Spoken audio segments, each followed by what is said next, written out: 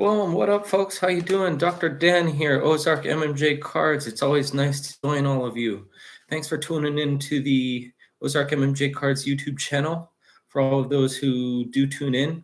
So today I wanted to touch on some stuff regarding strain choice. I know a lot of patients go to the dispensary and sometimes you're just overwrought with all these different choices in terms of strain, different products, whether you vape, whether you smoke flower, whether you make your own tincture, that sort of thing. Strain choice does come into play and product choice does come into play when you're trying to be directed about addressing a certain symptom. And the symptom that I'm looking to address today is insomnia.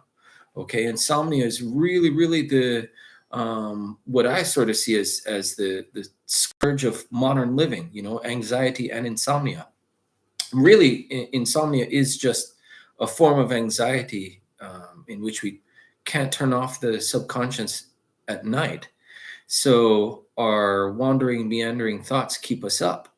So real common complaint amongst the adult population, one of the most common complaints in modern medicine, really just owing to our lifestyles. So, really cannabis comes into play because using pharmaceuticals for insomnia is not a long-term solution.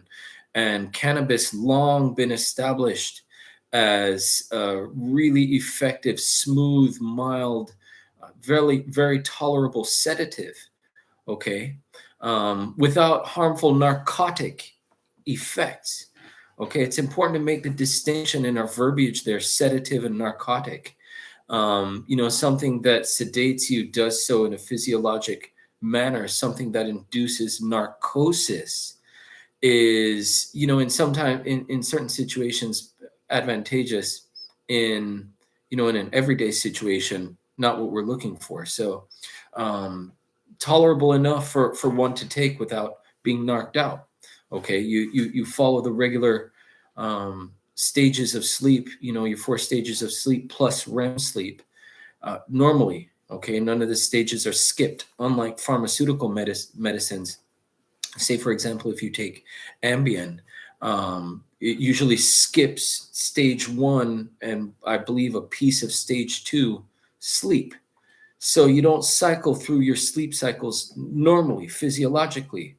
You bunny hop it so that you can dive right in. Okay, which is not physiologic, not a thing we look for. Over time, with those medications, they stop working, whether it's Ambien or Xanax, that sort of thing. You develop a tolerance to those things. They're not meant for long-term use. So cannabis, again, comes into play because cannabis is a more tolerable, long-term, sustainable solution for insomnia. So I tout cannabis a whole lot. There are other natural remedies that are out there. For example, valerian root is a good one. Some people will take melatonin. If you take melatonin, it might alter the natural production of your own melatonin. Melatonin made by the pineal gland, involved in circadian rhythm, sleep-wake cycle, that sort of thing. But when you have something like cannabis that activates cannabinoid receptors, much more effective. So what strain? Okay, what do we choose when we address insomnia? All right. I think the short answer here, for the most part, choosing indica strains, indica couch. These are more sedative, relaxing type strains versus sativa type strains. Indica strains are favored here, folks, for the most part. If I can just kind of do the quick and dirty, sativas are indicas. Almost went backwards there. Sativas are more appropriate, I guess, for daytime use or people who are looking to have a lot of mental activity and invigoration and a whole lot of active inspiration, whereas indicas are more for relaxing oneself, smoothing out the rough edges of the anxious day, kicking back, kicking your feet up, relaxing on the couch, eating some food, calling it a day, putting your head on the pillow, tuning out whatever thoughts might be bugging us, and really just having the body just relax and get into the mode of everything is safe, everything is fine. I'm happy to just close my eyes and turn off from anything and everything that's involved in my conscious waking life. That's a smooth transition. And cannabis really engages that equilibrium system, the homeostatic system, specifically what's called our reticular activating system. All right, the RAS. Um, and the endocannabinoid system is intimately tied into the reticular activating system, such that when our circadian rhythms tell us that it's time to turn off the day, turn out the light, and go to bed and not be conscious anymore, a properly functioning reticular activating system will allow the circadian rhythm to go on its proper operating schedule. And the endocannabinoid system is crucial in restoring balance anytime the circadian rhythm is off. That's why cannabis is such an important thing to consider for those who have insomnia. The indicas are particularly good at this owing to their myrcene content. And I wanted to raise awareness to this terpene and all terpenes in general, because when we're getting specific with certain symptoms, the terpenes are going to be the thing that define a lot of the fine tuning and modulating of the particular strains. Okay, it's the terpenes that really define one strain distinct from another. For example, when we're talking about insomnia, myrcene, indica varieties tend to have a higher myrcene content. All right, myrcene is really the cannabis terpene. Myrcene is found in other things, but really it's found in its highest concentration in marijuana products. When people smell that sort of skunky smell, that very distinct cannabis smell, that's myrcene that you're sensing. All right, the cannabinoids are colorless and odorless. Okay, THC, CBD, all that stuff, colorless, odorless. From a sense standpoint, they're essentially inert. From a chemical standpoint, they're not inert. Okay, a lot of action with them, but myrcene of particular interest there. Okay, it's a very indica, it's the indica terpene. As well, linalool is very important to consider. Linalool is the active terpene that we sense when we smell lavender. Okay, it's that sort of purplish hue type terpene that gives lavender its very particular smell, and just its characteristics are very much owing to linalool. All right, spelled linalool but pronounced linalool. So really one to keep in mind.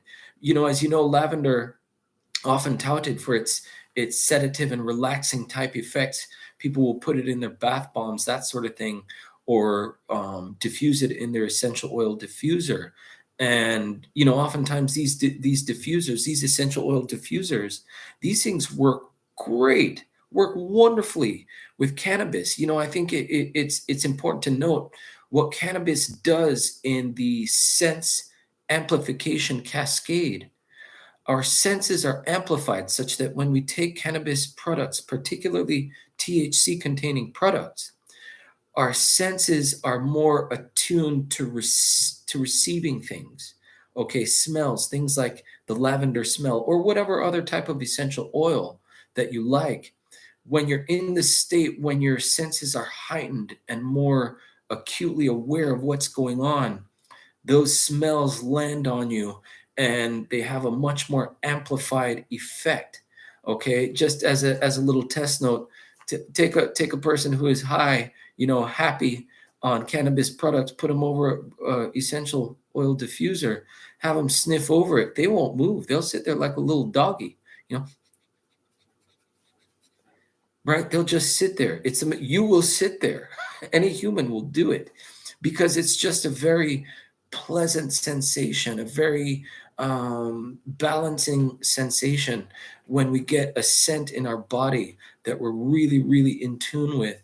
And it brings us back to an equilibrium point, really, because these essential oils connect us with nature. Our olfactory system connects us with nature. That's why we diffuse these essential oils. All right, it relaxes us, makes us feel like caveman, cavewoman again. Okay. Ugh. So that was loud. I apologize. But really, at the end of the day, folks, I want you to really keep note of the terpene content of what's in your cannabis products. I do want to also raise awareness to Rick Simpson oil, also known as RSO, or also known as dabbable oil. It's in a little syringe, not a dropper. The droppers are good too. The tinctures are also very effective methods if you're looking for something for falling asleep, if you're looking to avoid the inhaled method, okay, which I very much endorse people trying to limit their smoke intake. I don't chastise people too much for a little, hit here of the Mary Jane here and there, right? But limiting your smoke intake is very, very helpful in terms of the long-term life of that very delicate lung tissue. All right, that lung tissue, you're going to need it for a long time, and as time goes by, you're going to come to value those breaths more and more. As time goes on, you'll almost come to count them. I won't go there, but folks, conserving the lung is important. So the dabbable syringe, the Rick Simpson oil, a really, really, really solid option. I put my name on it. I endorse it myself. I've tried it myself, tried and true, under the tongue, just a little itty bitty, pen top size. The little part here, guys, if I can be specific, just that little, just the tip, right? Just the tip. All right, can't go wrong. So just a little teardrop size, little itty bitty thing under the tongue, left under the tongue. You can put it on a toothpick. You can put it on a lozenge, a piece of candy or whatever, sublingually, okay? Because under the tongue, there's a very rich, dense sublingual capillary bed such that drugs can be, and other substances can be absorbed under that mucosa, the mucosa under your tongue, very easily. Okay, that's why when someone is having an acute cardiac event, we dissolve the nitrate, sublingual nitrate, under their tongue. All right, so it just dissolves quickly. All right, so the sublingual route is a very effective and just very happy, chill, very serene vibe when you go the sublingual route for insomnia. That last hour that you get, hour and a half before you actually go unconscious, is a real placid, and if I can give it a word, of a sort of floaty feeling, but not where you're floating off. You just feel like you're sitting on a float in the pool, just lying down, where you feel good and you can feel the undulation of the waves, but you're not getting carried away. It's a vibe much like that, where you can feel happy, but you're still awake. And it's a very reassuring feeling to just feel happy in that state before you fall asleep, where you've detached yourself from your mortal worries. You know what I mean? Just regular worries that we carry along, that for the most part, these are worries of things that we don't even care about for the most part. Some things we might worry about that we do truly care about, but being able to detach ourselves either way is a powerful opportunity, and being able to get rest is hugely, hugely important to our mood and our functioning the next day, our metabolism as well. Okay, we can drive ourselves to glucose intolerance by having too much cortisol in our system, which is what happens when you don't sleep enough, right? Your cortisol level is up when you're awake. So if you're more awake than asleep, up goes your cortisol, out goes the sugars from your liver mobilized in your blood, which you don't want. You want to keep those packed away in our liver and as glycogen in our muscles. Okay, so in order for the insulin and glucagon, the blood sugar balance, to occur properly, and everything else metabolism, gotta sleep. So the sleep is important. Having a good sleep aid or having durable sleep is an important concept. Being able to do so naturally is vitally important. Avoidance of drugs, dangerous pharmaceuticals, I can't lean into it enough, even if one doesn't take cannabis. Not taking these potentially addictive and certainly chemically risky, not intended for the long term, these pharmaceuticals, things like Xanax, things like Ambien. Restoril is also a benzodiazepine, okay, temazepam. We use a host of things. If we can use something that were natural, we'd be good to go. So I'd like to invite people to just take a little look and educate yourself as much as possible on the products that you are taking. And if you can find a more natural, sustainable solution, I'd endorse that. Sleep hygiene habits are a very important talk. I won't get into it too, but the process of what you do before you go to bed is very important. In that last hour, if I can say one more thing, in that last hour before you fall asleep, folks, turn off the computer, shut off the phone, turn off the TV. Having that light and that energy going into your face is not the thing that your brain needs to just detach it, okay? Hearing the quiet night sky and looking up at the moon and orienting yourself with the lunar and solar patterns that are natural to us, those things really assist in the process of going from conscious to unconscious. All right. So important to note those other things. The use of cannabis is to be used with other sustainable habits, folks, in order to really juice as much as we can out of it. So really cannabis is it's just a bridge, ladies and gentlemen. It's just a conduit to help us engage in other good habits. It can be used as a thing all on its own, but it's best when used with other really good behaviors and life decisions, things that we choose to do. Cannabis is good to just open the mind and get us to making the decisions that we really, really want to make with a clear, open mind and freed conscience. Okay, so I just wanted to endorse that so you guys could chew on it and make good decisions, right? Cool. Anyway, guys, thanks for tuning in. Check us out at ozarkmmjcards.com. We certify folks for their medical cannabis cards in Missouri, Arkansas, and Oklahoma. We're one of the most competitively priced out there. Our service is outstanding. Check us out, ozarkmmjcards.com. Don't forget to like and subscribe and share this video to your various loved channels. All right. Love you guys. Have a great day. Have a great week. Be kind to each other. Bye-bye.